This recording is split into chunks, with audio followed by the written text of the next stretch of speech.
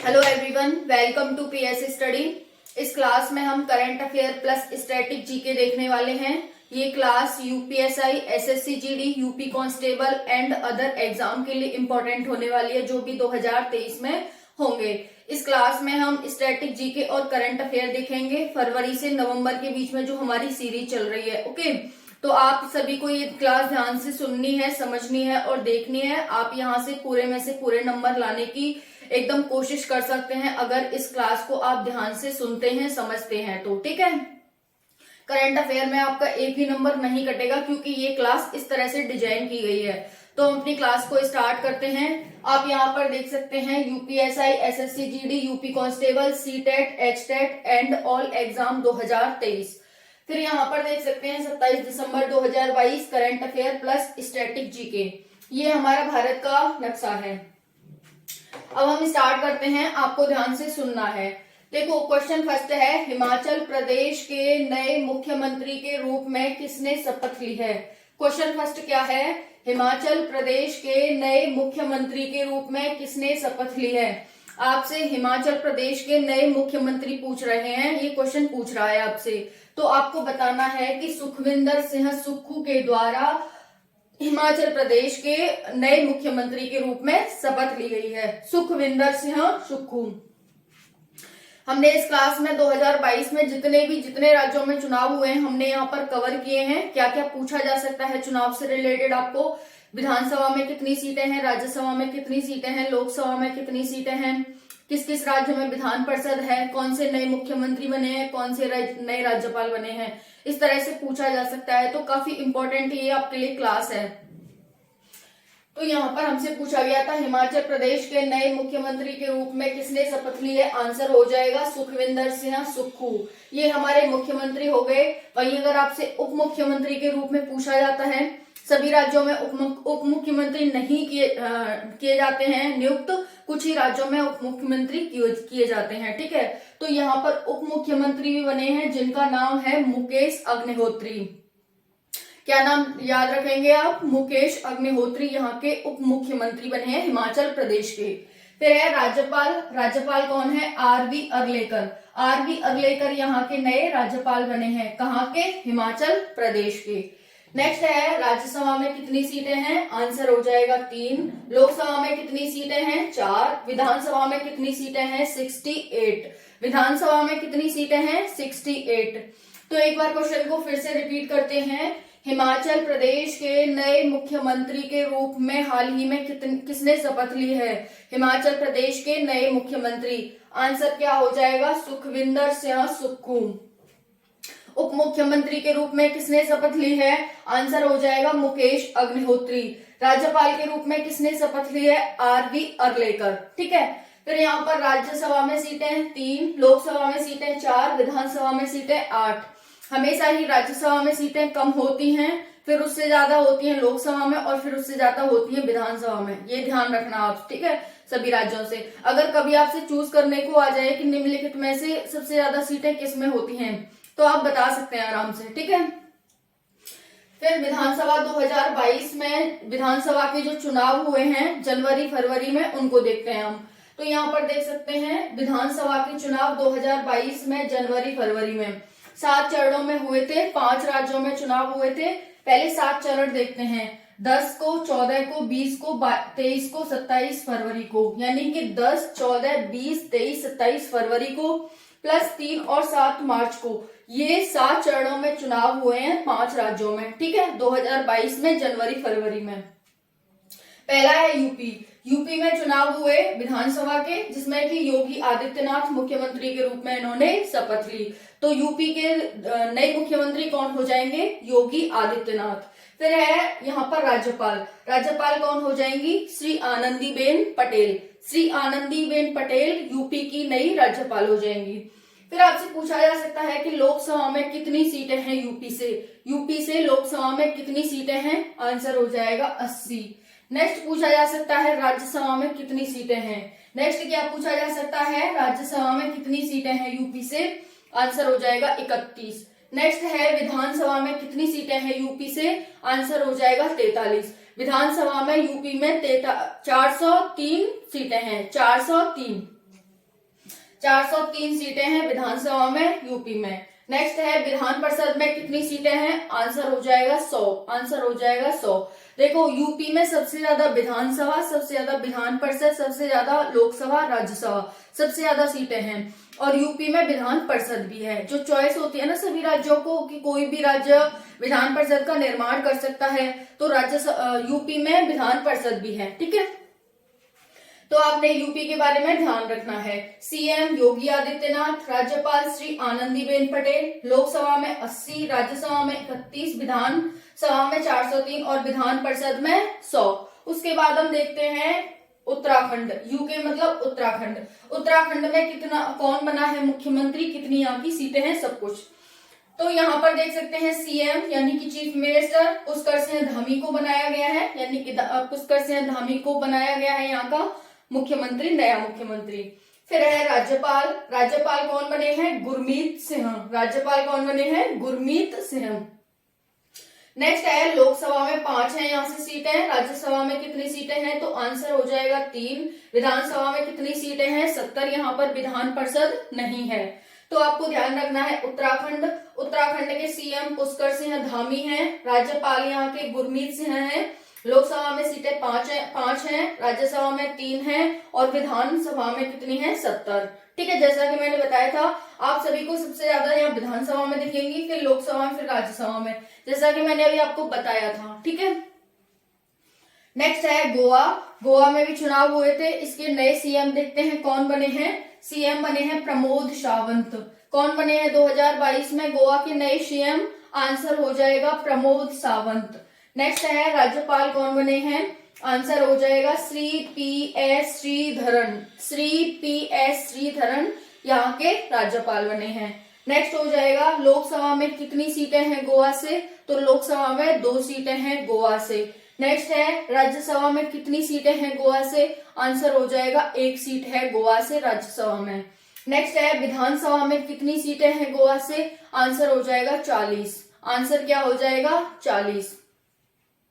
फिर आप पंजाब का देख सकते हैं, पंजाब में भी चुनाव हुए, यहाँ के भी मुख्यमंत्री बने नए, तो आंसर हो जाएगा यहाँ के कौन मुख्यमंत्री हैं पंजाब के 2022 में नए मुख्यमंत्री, तो आंसर हो जाएगा भगवंत मान। भगवंत मान यहाँ के नए सीएम बने हैं, यानी चीफ मिनिस्टर बने हैं। नेक्स्ट है राज्यपाल कौन बने हैं पंजाब के, तो नए राज्यपाल बने हैं बनवारी लाल पुरोहित। नए राज्यपाल कौन हो जाएंगे पंजाब के, बनवारी लाल पुरोहित। फिर आपसे लोकसभा की सीटें पूछी जा सकती हैं, तो आप बता सकते हैं कि लोकसभा में पंजाब से 13 सीटें हैं।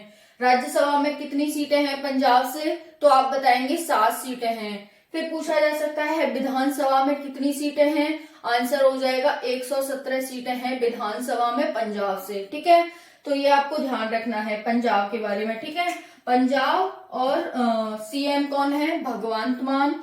राज्यपाल कौन है, बनवारी लाल पुरोहित। लोकसभा में कितनी सीटें हैं, 13। राज्यसभा में कितनी सीटें हैं, 7 और विधानसभा में कितनी सीटें हैं, तो 117।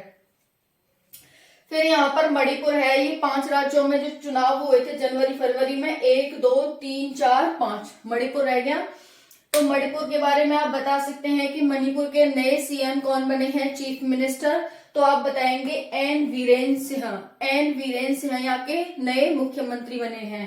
राज्यपाल कौन बने हैं यहाँ के, ला गणेशन यहाँ के नए राज्यपाल हैं।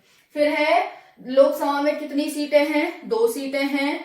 राज्यसभा में कितनी सीटें हैं, 1 सीट है और विधानसभा में 60 सीटें हैं। तो मणिपुर के बारे में आपको ध्यान रखना है, यहाँ के सीएम, राज्यपाल, विधानसभा सीट, लोकसभा सीट और राज्यसभा सीट। ठीक है, सीएम श्री एन वीरेंद्र सिंह, राज्यपाल ला गणेशन, लोकसभा में 2 सीटें, राज्यसभा में 1 सीट और विधानसभा में 60 सीट। यहाँ पर विधान परिषद नहीं है। वैसे आप नवंबर 2022 में विधानसभा में चुनाव हुए उसके भी देख सकते हैं। गुजरात और हिमाचल प्रदेश, गुजरात और हिमाचल प्रदेश नवंबर 2022 में जो चुनाव हुए उनके बारे में हम डिटेल से जानते हैं। तो यहाँ पर है गुजरात, गुजरात की राजधानी गांधीनगर है। यहाँ के नए सीएम कौन बने हैं गुजरात के, तो आपको ध्यान रखना है श्री भूपेंद्र सिंह पटेल। श्री भूपेंद्र सिंह पटेल यहाँ के नए मुख्यमंत्री बने हैं।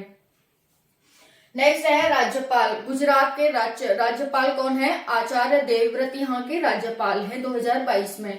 फिर नेक्स्ट ध्यान रखना है, लोकसभा में कितनी सीटें हैं? आंसर हो जाएगा 26।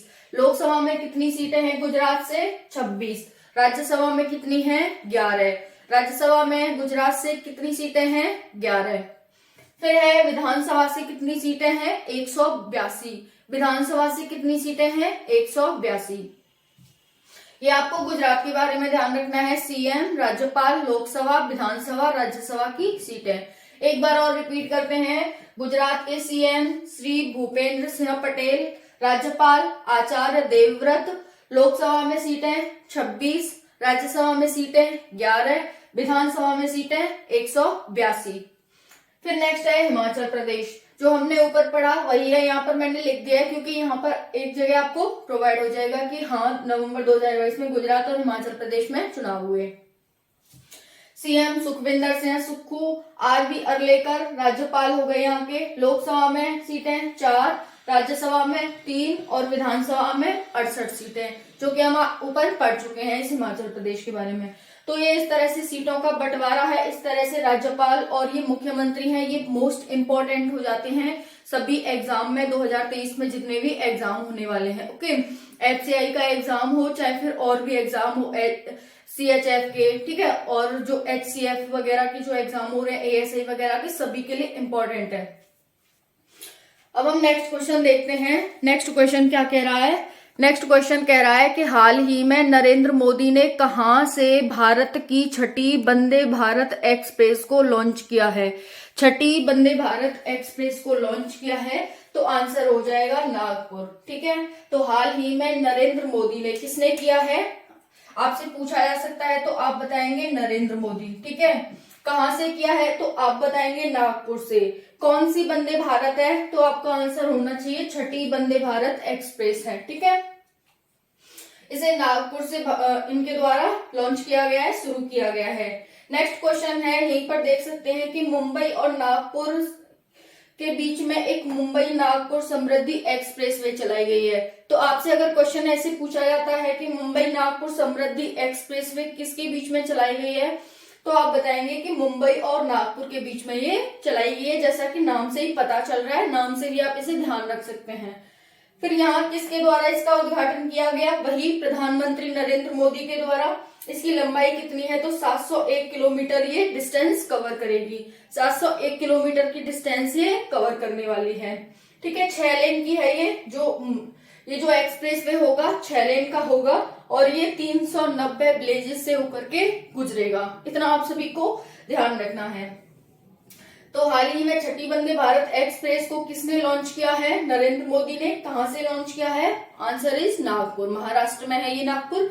तो आप सभी इतना ध्यान रख सकते हैं।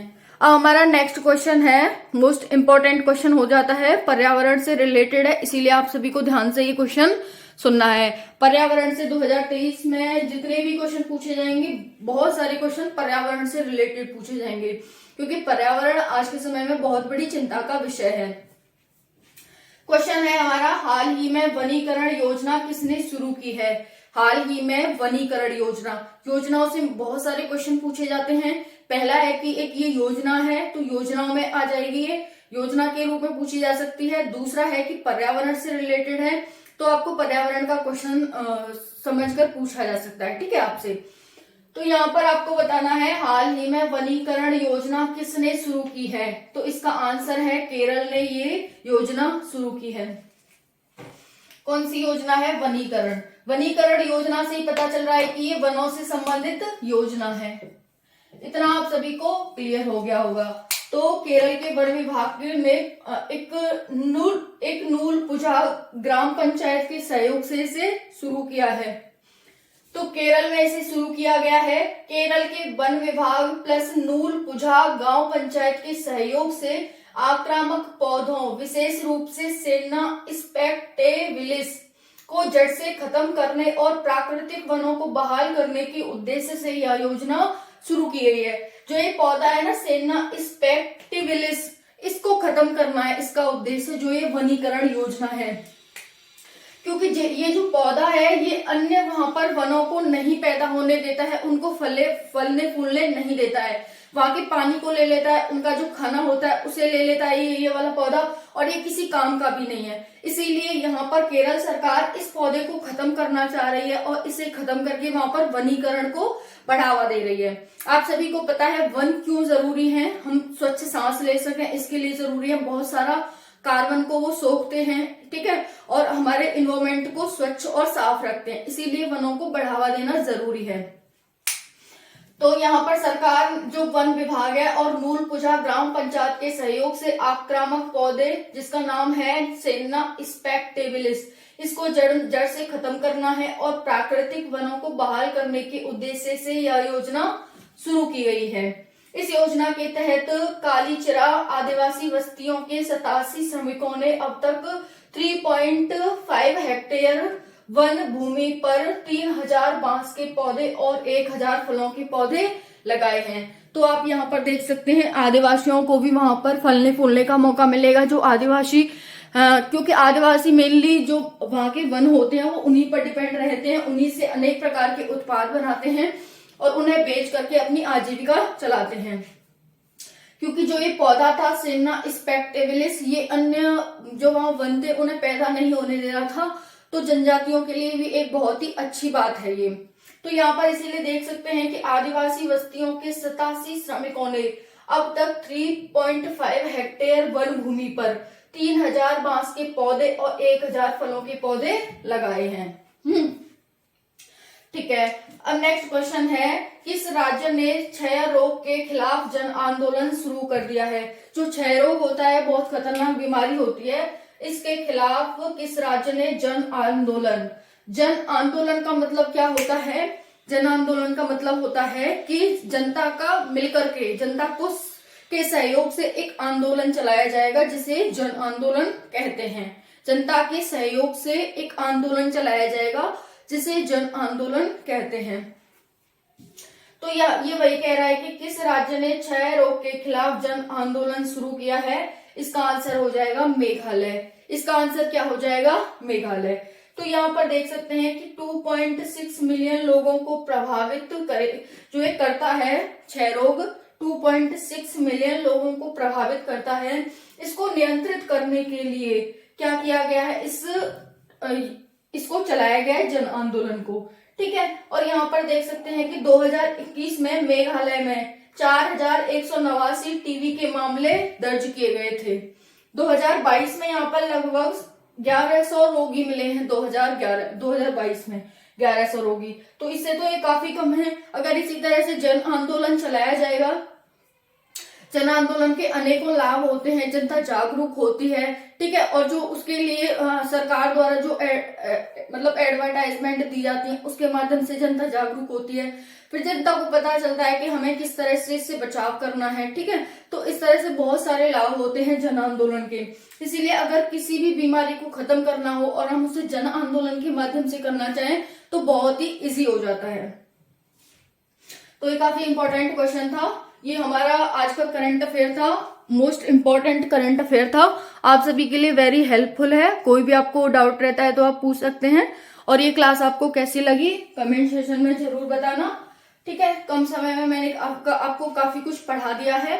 नेक्स्ट क्लास जल्दी ही आएगी, इसके बाद हिंदी की क्लास आएगी, तो लेना ना भूलें। SSC GD, UPSI, UP constable, HTET, CTET, जितने भी एग्जाम में हिंदी आती है, मोस्ट इंपॉर्टेंट और अच्छे तरीके से आपको पढ़ाई जा रही है हिंदी। जय हिंद, जय भारत।